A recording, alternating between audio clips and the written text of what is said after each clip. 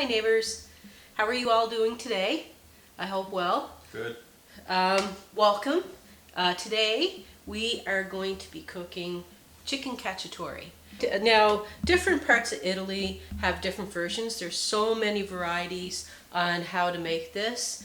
But for example, like the northern part of Italy, they use carrots, onions, celery. The southern part, they would use things like peppers and olives. So there's many variations. This is a bit of both, I guess you can say. So it's my variation. So there's many, and they're all great, and this one's going to be the greatest. Okay. We're going to slice up some red pepper. The red pepper is preferred in this dish because it's sweeter than the green, but I like the color of the green, so I'm adding a half a green pepper, but there's more sweetness in the red. It's basically a bell pepper fully ripened to green fully ripened, so it's a bit sweeter. 1 onion and a stalk of celery. So the onion that we're going to rough chop, because this actually is a rustic dish, so you don't have to be fussy with how your stuff is cut up. Just nice and rustic.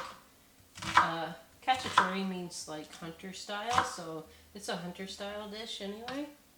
Hint: when you're cutting bell peppers, instead of this way, because it's easier to handle if you put this side up. I'm going to heat up some olive oil in the pot. You can do a frying pan of this and put it in a roaster in the oven, or you can put it on, in the pot and simmer it on stovetop. How I'm doing it is I'm putting it in this pot and into the oven. I like to flavor the oil a bit with a bit of garlic. And what we're going to do, these are chicken thighs. You can use any part of the chicken that you want. You can use the drumsticks and thighs. You can use the chicken breast. I recommend bone in so that your chicken stays nice and moist. Another thing that's going to keep it nice and juicy is we're flouring it. I have salt and pepper on these, by the way. So we're just lightly flouring the chicken. And I washed and patted the chicken dry because you don't want to put the chicken in really wet or anything because it won't fry properly. You want it to fry nicely. We want to get a nice color on this. So I'm going to put it skin side down. If you want to, some people like the skin, some people don't. If you want to leave some skin on and some off, like take some of the skin off, feel free. So we're going to do about 4 minutes each side. 3-4 minutes. We're going to do it in batches, and I'll show you what I mean with it. Just follow along, and it'll get there. Yeah, I took the garlic out. You took the garlic out? Yeah, I didn't want it to burn.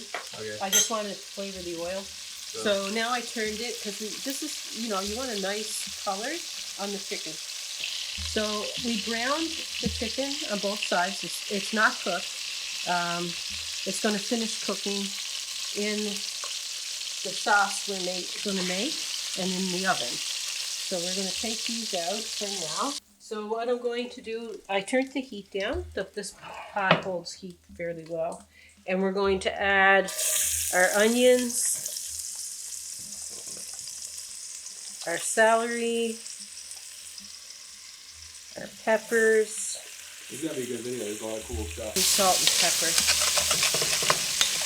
When I add some liquid to this, you can really get all that flavor off the bottom of the pan. A little bit of salt, a little bit of pepper, and this is rosemary. So we're going to add this to the oil while this is sauteing, and that way we can release a lot of the flavors into the vegetables and into the oil. See, it's already starting to come off the bottom there. Some rosemary, that's a teaspoon of rosemary. Teaspoon of basil. So nice and sweet smelling. I love the smell of basil. I love rosemary. This is a teaspoon of oregano.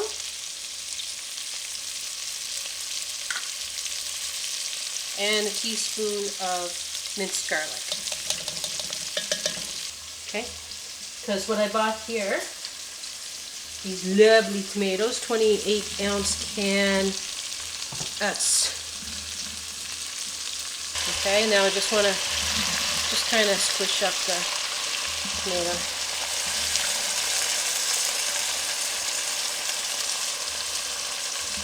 Buy your favorite tomatoes. If you want diced tomatoes, or you want peeled tomatoes, or stewed.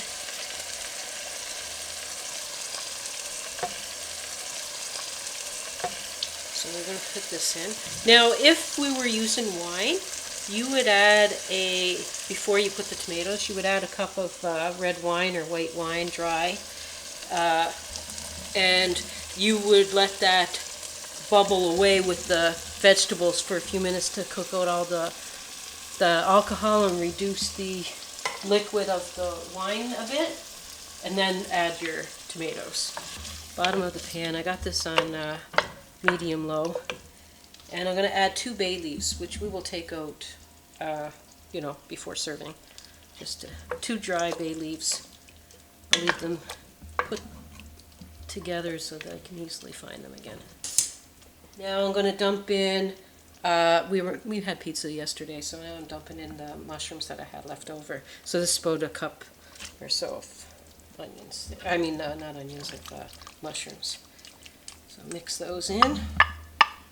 You can add black olives to this if you like olives. You can eliminate. Like olives? Yeah. Can we do that? I don't have black olives. Shoot. Yeah, but black olives taste great in this. You don't have to add mushrooms if you don't like mushrooms. You could just add peppers to this with the spices, and it's good. So now the oven is preheated to 350. So now I'm adding the chicken back in before we put it in the oven, and we're going to let this go in the oven for a good 45-50 minutes. I'm leaving the cover off just because I do. Will it boil over? Well, a roaster would work perfect. No, this won't boil over. This is a big pot. You can put the cover on. It's easy just to... How long do you cook it for? 45 minutes in the oven, 350. You can check to see if the chicken is cooked then. I might need to put the cover on partway through. I just want these to brown a bit more, so I'm leaving the cover off for a little while, just to give them a really nice color and to thicken up the sauce. We're having it with spaghetti today. You can have this over rice. You can have it over polenta. You can have it with pasta. We like it with spaghetti, so that's what we're gonna have it with. Just want to submerge this a little bit. Okay, so that's starting to bubble, so I'm going to turn it off and pick it up and put it in the oven. And we'll come back in about 45 minutes. I'll let you know if I had to put the lid on or not.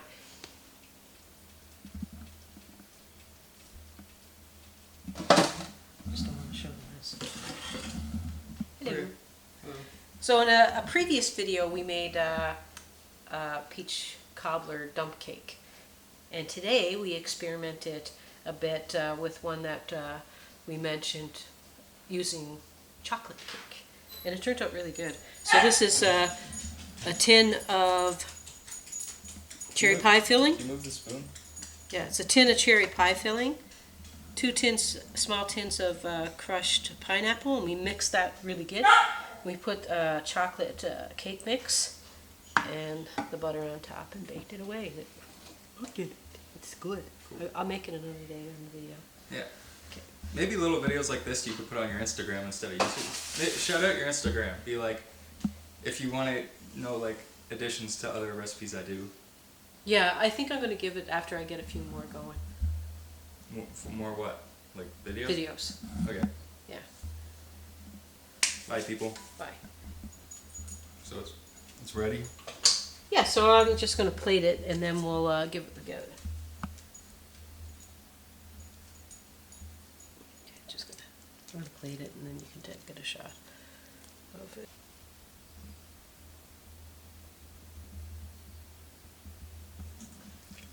Look at that. So nice. Like it is. Open it towards the camera. Cool. Yeah, this is so juicy. I'm telling you, you do it like this and you're not going to be disappointed at all. I guarantee. Anywho, I tasted, except for I don't know if anybody likes watching me eat. And anyway, it's hot as heck. Yeah, it's good. It's not like we're good at describing it. Yeah, it's not like it's going to be juicy. It's going to be succulent. It's going to be delicious. It's going to be mouth-watering. It's going to be a great family meal. All right. You know, a romantic meal for your love. Heck, man, for yourself. Put love into your dish, even if you're cooking for one. Put the love in there, and then eat it. All right. That's a lot. Okay. Take care and stay safe and keep a good heart. Yep. Bye. Bye. I almost said what I say at the end of a phone call, which is love you, bye. That was a little weird. Anyway, now she's eating it.